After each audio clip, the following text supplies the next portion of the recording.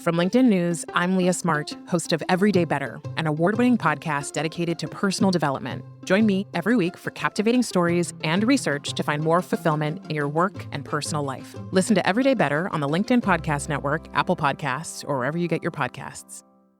From LinkedIn News, I'm Jessie Hempel, host of the Hello Monday podcast. Start your week with the Hello Monday podcast. We'll navigate career pivots. We'll learn where happiness fits in. Listen to Hello Monday with me, Jessie Hempel, on the LinkedIn Podcast Network or wherever you get your podcasts. Hello, my friends, and welcome to another exciting episode of Negotiate Anything. This show is produced by the American Negotiation Institute, and with over 5 million downloads and listeners in over 180 countries, listeners just like you have made this the #1 negotiation podcast in the world. Hi, my name is Kwame Christian, and I am the founder and CEO of the American Negotiation Institute. Here at ANI, we believe that the best things in life are on the other side of difficult conversations, and we are passionate about providing you with the best content that will help you to make your difficult conversations easier, both at work and at home.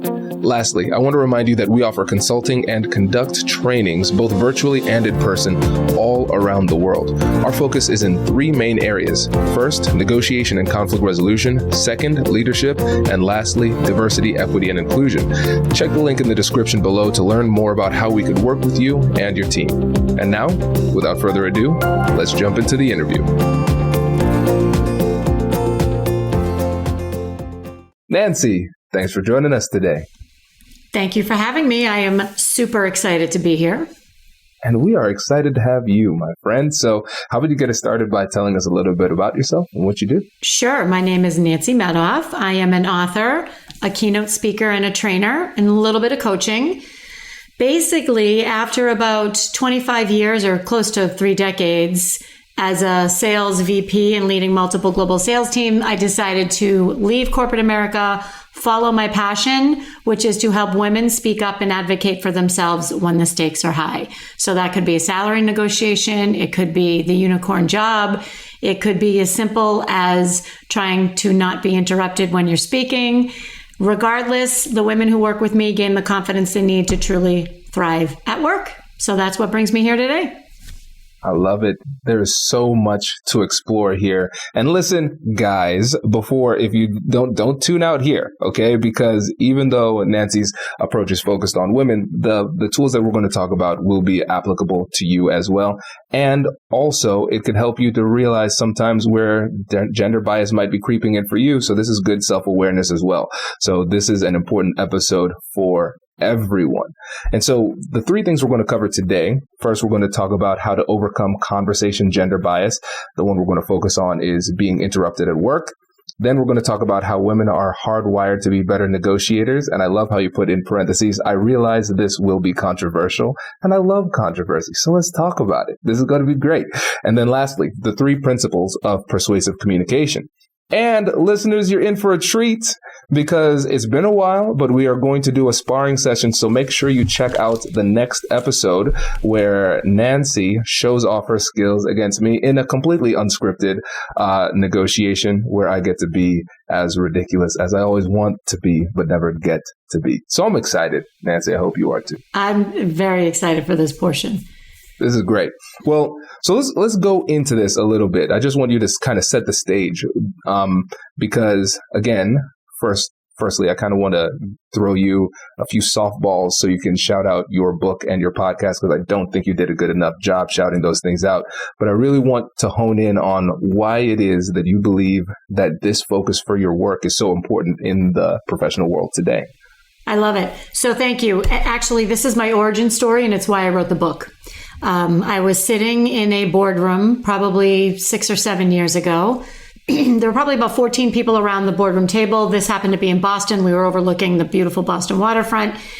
And the room was mostly men, a few women, and there were a few people on speakerphones. So I don't know if you remember those big giant Polycom speakerphones that they had in the middle of the table. So this was before Zoom. And we were in this big meeting, and I was leading a sales team. And the person who was running the meeting asked a question about my team. And my colleague, we'll call him Ethan. My colleague Ethan answered the question. And I remember thinking to myself, "Oh, that's interesting." Like I thought that was directed at me, but okay. I mean, Ethan obviously felt that he needed to speak. That's okay. So we went on through the meeting a little more, and a second time I was asked a question about my team, that my direct reports that worked with me, and Ethan answered the question. So then I got mad. And I'm a little bit of an extrovert. I grew up the youngest of 4 children in my house. If you didn't speak up, you were not heard. So the third time this happened, I looked around the room and I jokingly threw up my hands and said, "Oh my gosh, I'm so sorry. Am I on mute?" And this was, again, before Zoom, before anything like that. And everybody looked at me. The meeting stopped. Everyone looked at me, and the man who was leading the meeting looked around and said, "You know what, guys? She's right. We got to let her speak." And I remember so I made my point as the subject matter expert that was being asked the question in the first place. And I remember driving home that day and thinking to myself, wow, that was really bad. And I am not afraid to speak up. So think about the millions of women out there, millions, who are introverts, who are afraid to speak up, who won't raise their hand, and who will let the Ethans of the world steamroll over them. And it was on that day, that was my aha moment, that I said, you know what, I gotta do something about this. I have to be a part of the solution. And here's what's interesting. So I left my job a few months later. I started my company. I wrote the book. Remember I told you about the person that was leading the meeting and said, "You know what, guys, we really need to let her speak." Years later, his daughter called me for a coaching session, and I was speaking with her, and she said, "Tell me who's Ethan? Who's Ethan in the book?" And I said, "I'm not going to tell you who Ethan is." And I said, "But ask your dad, because your dad was in the meeting." So she went home and she talked to her father, and her father said, "I remember that meeting and I remember that exact moment." And I remember thinking to myself, wow, this is not okay. So it was years later and he still remembered. And that's how this is how I knew and know that I'm on the right track. If I can help a handful of women and men speak up to be heard, then my work here is done. This is really, really helpful. And for the listeners, again, if there was a podcast that addressed this specifically, do you have any recommendations? I do, Kwame. Thank you. It's called Unmute Yourself, the podcast. So my editor and I just launched a podcast today, which covers a lot of topics in the books, a lot of topics not in the book. And it's really about women at work, women and worth. It is not, men can benefit as well from it as well, as you mentioned. It's geared for women, but not exclusive to women. And it's really about how to speak up and stand out and be heard. I love it. Yeah. Make sure you check that out. And listeners, we will for sure have links in the description below for the book and the podcast. So check that out. And now let's dig deeply into being interrupted at work. I think we all from time to time could empathize with this and relate to this situation. It's really frustrating. But one of the things that I want to do before we get into the solutions is I really want to dissect the problem, because we can always say, hey, I hate being interrupted. And other people say, yeah, I hate being interrupted too, right? Okay, we get that. But I'm going to start off with a question that might seem a little bit too basic, but just stick with me here. When you think about being interrupted at work, what does that really mean? It means being silenced by someone else. That's what it means to me. Someone else is trying to silence me at work. There you go. Okay, right. And so that approach, that angle that you took, I think was different from what most people would think, because they would say, I am speaking, and then somebody else speaks while I am speaking. That is an interruption. But you've gone a step further, which I think is fascinating, because I am being silenced, because that has an impact not just in the very moment where I was making a statement and that was interrupted, but being silenced, that indicates that this prolongs into the future, right? Correct. And there's a lot to unpack here. So what I've realized is usually the interrupter, they may or may not be doing it on purpose. They may or may not have a bigger ego. They may or may not want to shut you down. 9 times out of 10, or most of the time, I have found that they're just excited and they have something to say. So if you go back to the case of Ethan, who interrupted me, Ethan had to make sure that he was the smartest person in the room. He was insecure. He was climbing the corporate ladder. There were a lot of very important people in the room, and he was so focused on making sure everybody thought he was smart that he tried to trample over everybody else. So it wasn't about me. And that's actually one of the tactics that I know we're going to get into in a few minutes. It's not about the person that can't speak. It's about the person who's interrupting. And the way this really became clear to me is honestly when I started talking to my husband about interrupting me. So this is not just at home. This is not just at work. It's at home too. So my husband interrupts me all the time, and he is the nicest, kindest, sweetest, most generous, best husband in the world. I love him to pieces, but he interrupts me all the time. And he's doing it because he's excited, because he wants to add to the conversation, because whatever we're talking about, he's excited and he wants to add something. So realizing that really helped me take a step back at work and say, okay, this isn't about me. Most of the time, it's not about me. It's about them. And the minute you can do that, you kind of take it down a few notches, and you can become less angry and less defensive and less adversarial and more gracious, if you will, about the situation, which for women is very helpful. Does your company invest in professional development training?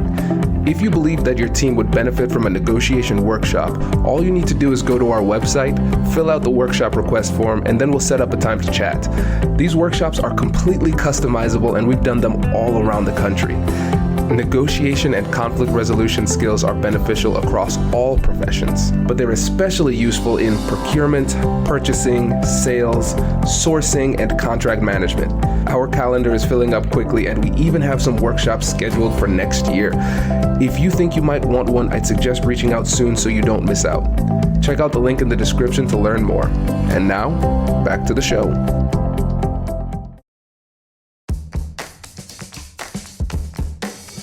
Hey you, I'm Andrew Seaman.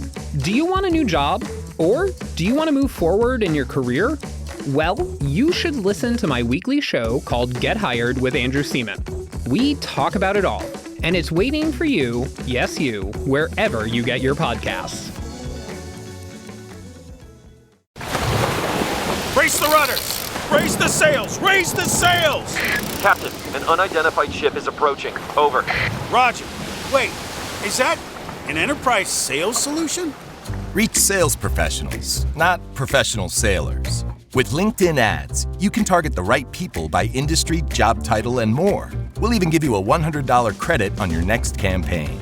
Get started today at linkedin.com/marketer. Terms and conditions apply. Yeah, definitely. And it comes down to not taking it personally and giving people the benefit of the doubt. And I in my book that's coming out on difficult conversations about race, I talk about helpful fictions, so lies that we tell ourselves for our own benefit. And so in these difficult conversations, I always assume best intent. And sometimes I will actually go out of my way to make an excuse for somebody, right? And so like something that has no bearing in reality. So I remember mediating sometimes if somebody is just snapping at me like, hey, I'm trying to solve your problem. Why are you coming at me? So I assume, oh, maybe their dog died yesterday. It's not about me. They're just sad because of something else, right? And I think when you depersonalize the behavior, then even if it was an intentional tactic, you diffuse that. Because it's not just the behavior, but it's also the impact that the behavior has on you. And if you are thrown off emotionally, now you're off your game and now you're performing worse. And difficult conversations are tough enough. But if we add that emotional element of taking something personally, it makes it a lot worse. And that is a perfect segue to one of the tactics, which is for how to overcome it. You have to depersonalize it, because if you don't, the focus will become on you and not your message. And I have a great example of that, if you'll indulge me for a second. So I'm sure a lot of your listeners watch the presidential debates with now Vice President Kamala Harris and Mike Pence, then Vice President Mike Pence. And I don't know if anybody else noticed, but this is what I do. So of course I noticed. So the first time he interrupted her, She very graciously and very politely, with a big smile, she said, "Excuse me, I'm speaking." Very big smile, super polite. "Excuse me, I'm speaking." Like, of course you didn't mean to do that, right? And then he did it again. He did it again a few minutes later. And the second time he did it, she was a little more forceful, not overly strident, but a little more forceful. And she said, "Excuse me, I'm speaking." Still pleasant, but a little more forceful. And he did it again. So the third time he did it, she put her hand out and she said, "Excuse me, I'm speaking." And she shut him down. And he didn't do it again after that. So I'm not a political strategist. I guarantee you that they knew he was going to interrupt her, and that she was well coached and well trained and practiced how not to get upset about it. Because had she been upset the first time, all anybody would have been talking about was how rude she was, how strident she was a bully, whatever words you want to use, that would have been what the conversation was. And instead, she deftly kept the conversation on track, shut him down when she had to. Everybody kept going and no one was really talking about it. Perfect example. Yeah. And one of the things I like about that example is the simplicity of that, because again, it was not some kind of elaborate oration on why this behavior was unacceptable. No, just say less, right? She knew exactly what to say and she delivered it confidently, and that was it. And I think especially when we're dealing with a situation where there could be some emotionality involved in it, the simpler our approach, the better. Totally agree. I mean, everybody was waiting for something to happen. And she didn't rise. He was baiting her.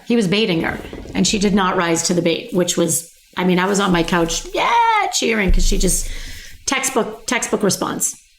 Right. And I think this also demonstrates the fact that we need to be prepared for this. I think a lot of times people use hope-based strategies where they simply hope that bad things won't happen. But that's really disempowering, because we're putting our success in the hands of others. And so we have to, in our strategy beforehand, as we prepare, we have to think about what we do want to happen, but also what we will do when those things don't happen. And the longtime listeners of the podcast are going to say, "Oh boy, here it comes. Kwame's going to talk about his free guides again." And of course I will. So make sure you download our free guides going to AmericanNegotiationInstitute.com/guide. You can get access to all of our free prep guides that'll help you to prepare for your difficult conversations. And now you need to prepare for how you will handle it if you are being interrupted. And for the sake of time, to make sure that we can get to the sparring session, because I'm feeling spicy, Nancy. This is going to be a fun one. Let's talk about your second point, the one that you have dubbed as potentially controversial: how women are hardwired to be better negotiators. So tell us what we need to know. So, I do a lot of work with women in confidence and how women are raised differently than men, or they used to be. It's getting much better, right? All you need to do is look at women in sports, look at women in business. My generation is raising stronger, more confident women. There's still a very long way to go. So I would argue that women have and are raised with a more collaborative mindset. So if you think about the traditional, how you raise little girls, it's to get along, to be a part of the group, to be inclusive. And I'm not saying that men aren't raised this way, but women, as they're growing up, a lot more emphasis is placed on bringing everybody else along in a collaborative mindset. So when you bring that, can't we all get along, and peacekeepers and peacemakers and the descriptions and the affect that is sometimes perceived as negative at work, if you can flip that and enter in a negotiation, a female is going to have that collaborative approach inherently. Whereas a male who might have been raised differently or might have, other ways that they approach the negotiation.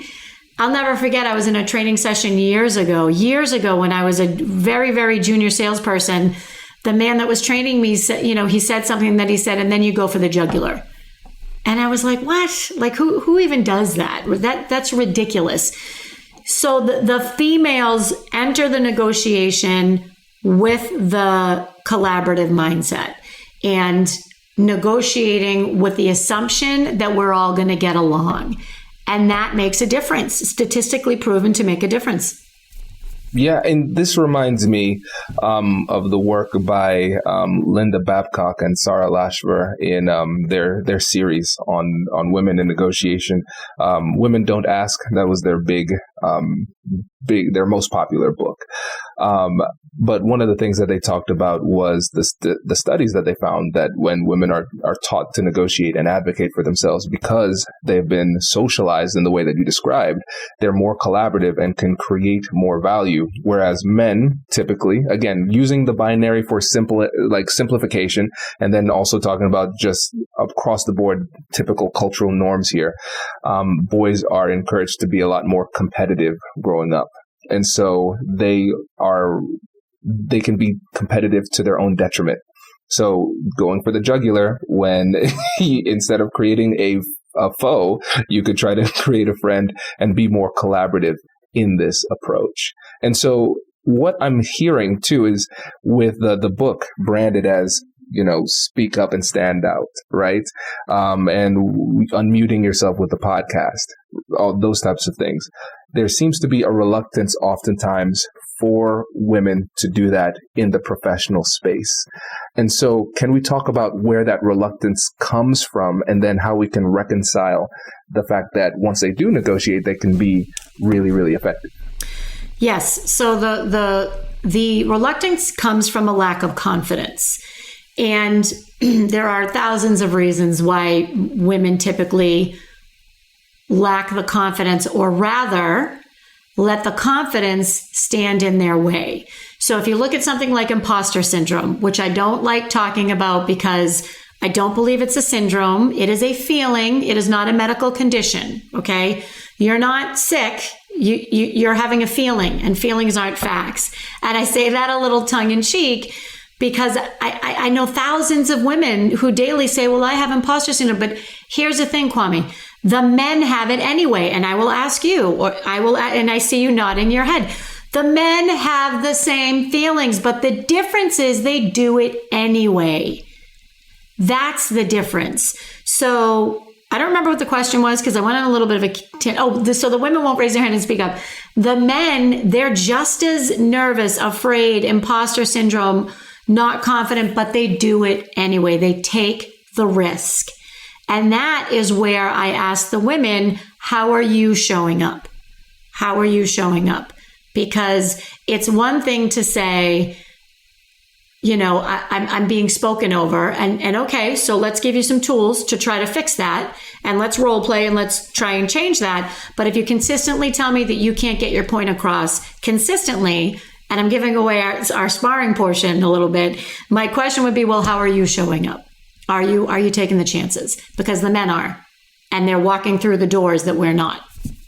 Yes. And so let me shout out another episode. We have You're More Persuasive Than You Think, or More Influential Than You Think, with Vanessa Bonds. She has a book by the same title.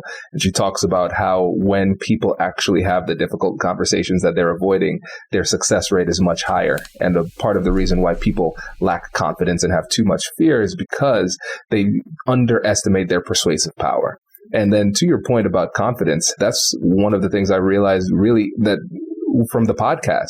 When I surveyed the audience early on, I found that the two terms that came up the most in what people were concerned about or needed help with, number one was confidence, and number two was conflict. So that's why I named the TED Talk and the book Finding Confidence in Conflict, because it doesn't make sense to give recipes to people who are afraid to get in the kitchen. Even if you know what to do, you're not going to do it if you're afraid.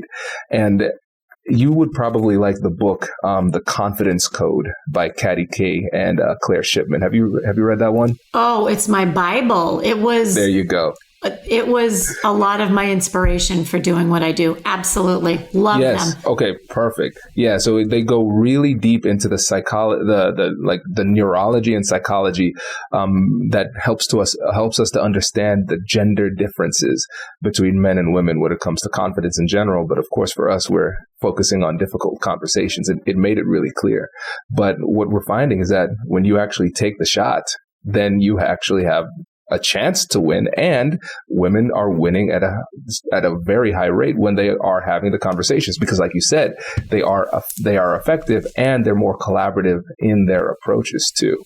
You know, it's interesting. A friend of mine sent me a text just last week, and it was a statistic about VC, venture capital funds, and only like 1.5% or 2% of the VC money being awarded is going to women. And I sent her a note back. I said, this is interesting, but I don't want to look at it in a vacuum. I would want to know what percent of the VC applications are women. So you can't say, you know, only 6 or 10% of Fortune 500 CEOs are female, when you know for a fact that women are self-selecting themselves out of those roles in the first place because they don't have the confidence to go for it. So it's that's why it's somewhat controversial. Is, you know, yes, we've made progress, but we have to stop blaming the patriarchy, because I've done the legwork, and more times than not, women are getting in their own way. It would be so interesting to have like a panel discussion on this, because that was one of the things that was criticized with the work in Women Don't Ask as well, because it seemed like they were blaming the victim. But what it sounds like you're saying is the reality is the true empowerment comes from realizing that you have the power to help yourself to a certain extent. Again, the men are just as afraid. They do it anyway. Oh, yeah. Oh, let me tell you something too with imposter syndrome. The reason I was smiling so much when you said that is that just in the last month, I've come to a conclusion that there is the biggest joke about imposter syndrome, and again, framing it like it's some kind of disease, is that this is just the normal way that people think. And what's been funny for me, Nancy, is that as I've become more successful, the imposter syndrome has gotten worse in many ways. And so for me, it's just this big cosmic joke where I think about it as like I'm driving on this journey of life, and there's just an annoying passenger that I can't get rid of. I will always hear it, but I'd have to train myself to ignore it and do it anyway. But it's great because it's always there. I get to, throw my success in its face. You told me not to take that shot, and I did it anyway. Exactly. And the imposter syndrome says, that's cool. I'm not going anywhere. Right. I'll be back. I'll be back the next time the stakes are high. I mean, that's really, I had a huge speaking engagement a month ago, and I was a wreck. And it was nothing different. I always do this keynote. It was the same thing I always do. The stakes were particularly high for me, and I was a wreck. And I had to say, okay, hang on a minute. Hold on. This is what you do. You need to practice what you preach. And I had to talk myself, to your point. I love the idea of thinking it as a passenger, and, it's not going away. It's going to be there, but you need to stay silent for now because I got to go do my thing. It's perfect. Perfect. Exactly. It can be a passenger. It will always have a seat, but its hand can never be on the wheel. That's the negotiation. Well, let's wrap this up with the 3 principles of persuasive communication. So tell us about that. I would love to. So they're in the book. This is, it's either persuasive presentations or anytime you're trying to be persuasive. Start with them, the rule of 3, and so what? So start with them, and I've heard you talk about this quite a bit, is, you go in, especially as a salesperson, you want to talk about your product, your brand, yourself. Really, you have to start with your audience or start with whoever you're negotiating with. What's important to them? So that's start with them. And then the rule of 3 is based on the adult learning principle that people remember things in 3s. So any presentation, any persuasion should be framed in 3 points. So this is particularly effective with interviews, job interviews. So as many questions as you keep being asked, think about what are the 3 things I want this interviewer to remember about me. And when you answer the question, answer it into one of those 3 buckets that are the 3 areas you want them to remember. And then the last is so what? And this is my favorite. So anytime you have a slide or a point you're trying to make, you ask yourself, so what? And you continue to ask yourself that, because you can start with them, you can be persuasive, but at the end of the day, you have to tie it back to, so what? What's the business result? What's the personal result? What's the so what for the person that you're talking to? And we used to have fun when I led a sales team. Well, it was fun for me. I don't know if it was as much fun for them, but they would do their presentations and we would all shout, so what? If they didn't make their presentation, if they didn't make their point in the presentation. So always think about the so what. I love that. That's great. Yeah, it makes a lot of sense. And I think especially having those 3 rules makes it so simple when it comes to the preparation process and how you're going to really master your message. Because a lot of times it can feel like there's a hurricane in your head, just all of these ideas swirling around. And then if it's confused and jumbled for you, it's going to be so much worse for the person on the other side of the table. And so this is a great way to get your thoughts in line so you can communicate clearly and effectively. Exactly. This is great. And I'm excited to see how you handle that in our sparring session, which is coming up next. So listeners, make sure you check out the next episode where Nancy comes back and there's going to be a sparring session. But Nancy, before you go, can you tell the listeners again about you, the podcast, the book, and how they can work with you? You bet. So all you need to do is Google Nancy Medoff. It's Medoff. I have my website, nancymedoff.com. The book is it's about a 90-minute read. It's a great beach book for anybody that wants to be more persuasive in their communication. The podcast launched today. Also some tidbits every week that we're going to be dropping on how to be more persuasive and how to advocate for yourself. And then there's me. I do one-on-one coaching when people are ready to level up and take themselves to the next level. Love it. Nancy, thank you so much for joining us. Really appreciate it. Thank you. Congratulations! You've just joined an elite club. By listening to a full episode, you're now officially on the Negotiate Anything team. So welcome aboard.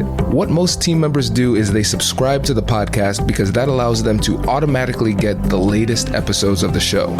The best things in life lie on the other side of difficult conversations. Keep learning, keep practicing, and keep getting better. Your relationships will improve, your career will soar, and you'll have the confidence you need to get the most out of these crucial conversations. Again, thank you for joining the team. We're excited to have you, and I will see you in the next episode. I'll catch you later.